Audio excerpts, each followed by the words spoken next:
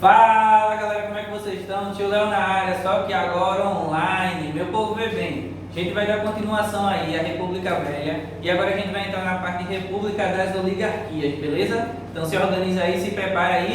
Bora, vinheta!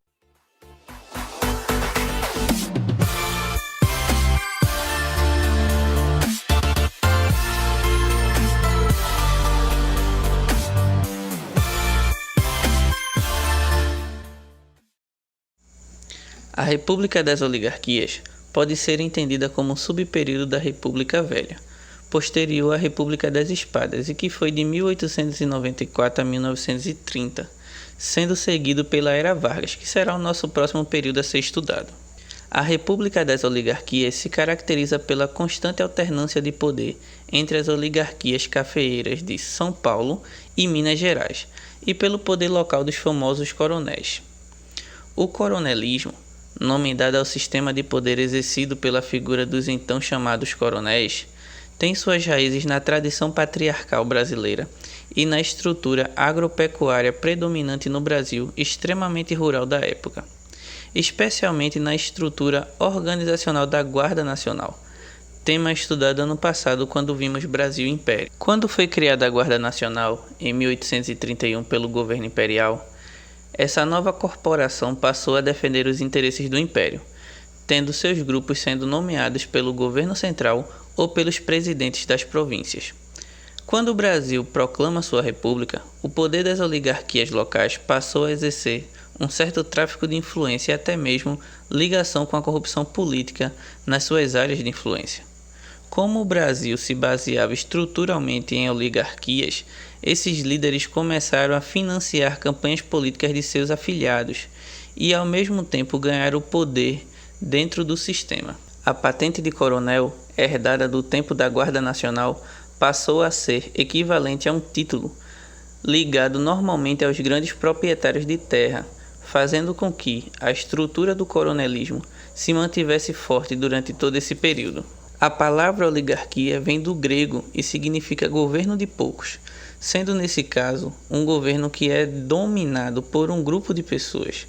No caso do Brasil, as famílias chefiadas pelos coronéis, formando assim grupos fechados e contrários a qualquer forma de oposição, se tornando hegemônicos, ou seja, dominantes por toda a sua região. Os presidentes desta época foram eleitos, na maioria das vezes, pelo Partido Republicano Paulista e o Partido Republicano Mineiro, totalmente ligados às oligarquias de suas regiões.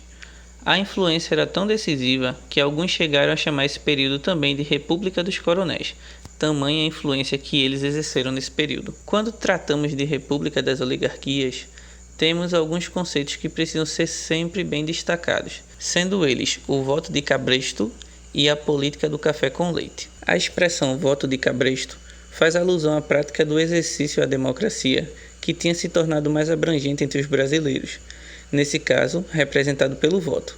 Ao mesmo tempo, a essa ideia segue a ideia de cabresto, que é o objeto utilizado no controle de animais, mais especificamente do cavalo, dando assim a ideia de um voto controlado, contrapondo de maneira geral a ideia de democracia.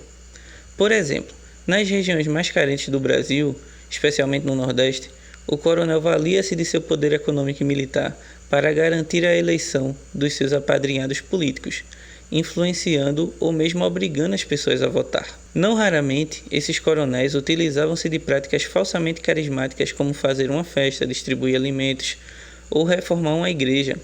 Porém, não tão raramente também, podiam usar de violências físicas. Em casos extremos, podia chegar até a morte. Tudo isso para fazer valer sua vontade. Mas você deve estar se perguntando, mas ninguém dizia nada? Pois bem, é que o voto era aberto, ou seja, era possível identificar cada eleitor. Então os eleitores normalmente eram pressionados e fiscalizados por jagunços armados até os dentes, contratados pelos coronéis, ficando assim difícil qualquer posição contrária. Essa situação era tão comum que os locais de controle político dos coronéis passaram a ser chamados de curral eleitoral, fazendo referência ao trato que era dado aos eleitores, que eram tratados verdadeiramente como animais. Já a política do café com leite veio sob forte influência da política dos governadores implementada pelo governo Campos Salles, na qual ele fez durante seu mandato um grande acordo entre as oligarquias estaduais e o próprio governo, garantindo assim apoio mútuo entre as oligarquias dominantes de cada região e o governo federal.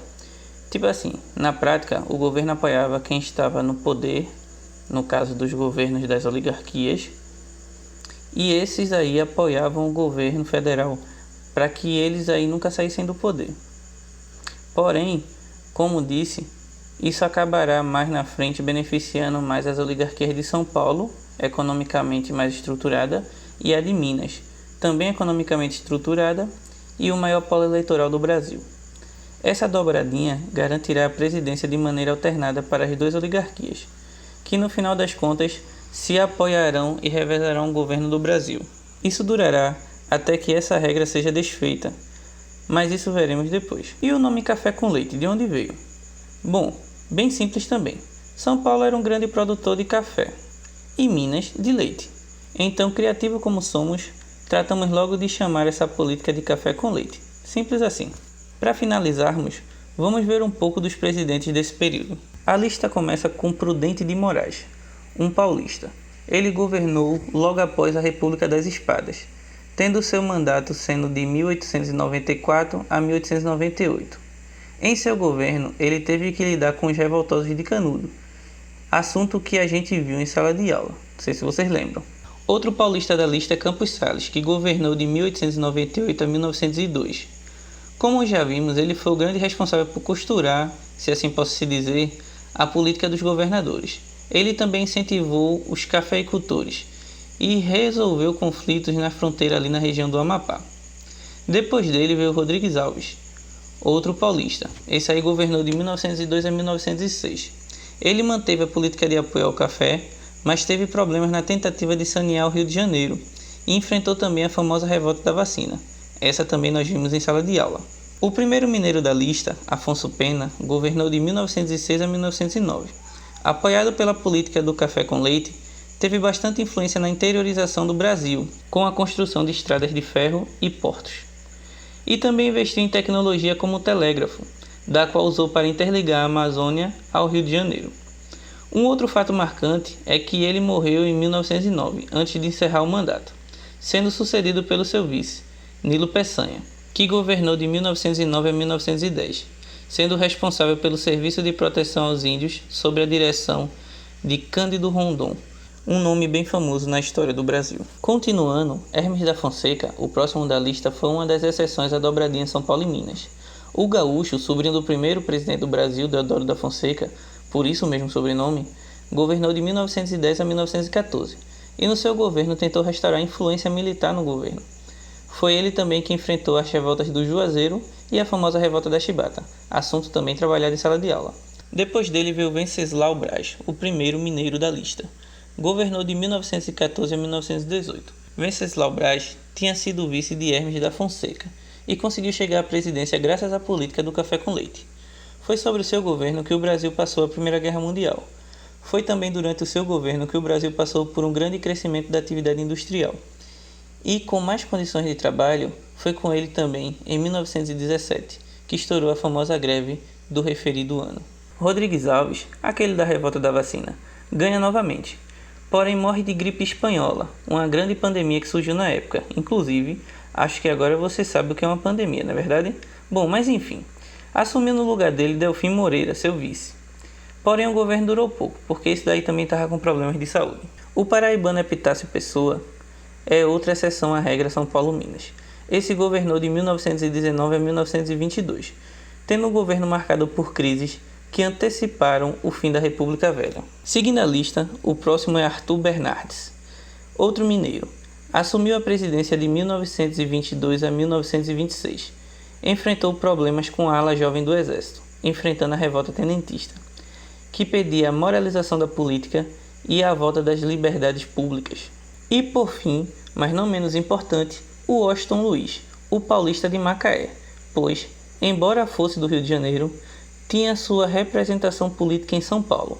Ele governou entre 1926 e 1930, sendo assim o último presidente desse período. Seu governo foi marcado pela queda nas exportações provocadas pela crise de 29. O final de seu governo foi marcado por uma ruptura da política do café com leite, que acabou suscitando os acontecimentos posteriores referentes à Era Vargas, que será o nosso próximo assunto. Mas isso já é uma outra história. Bom, pessoal, espero que vocês tenham gostado. Deixe seu like, deixe seu comentário e até a próxima!